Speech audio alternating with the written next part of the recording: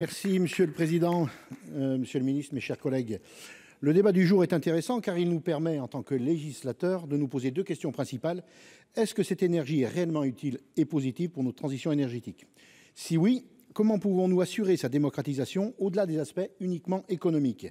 Pour cette première interrogation, il me semble quand même nécessaire de rappeler que la majeure partie de l'hydrogène, et notre collègue Daniel Salmon l'a rappelé, est aujourd'hui produite à partir de combustibles fossiles. Trois quarts sont dérivés du méthane et un quart du charbon.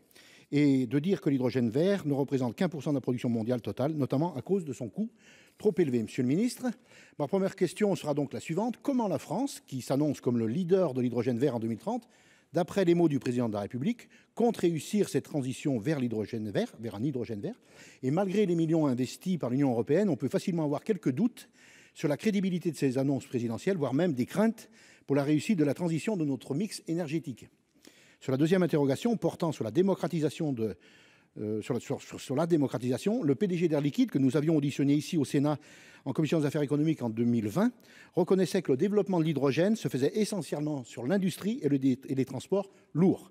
Et surtout que la voiture individuelle à l'hydrogène restait un mythe par manque d'attrait économique. Après avoir tranché les questions de production, comment le gouvernement prévoit d'accompagner la démocratisation de l'hydrogène auprès des particuliers, mais aussi des collectivités?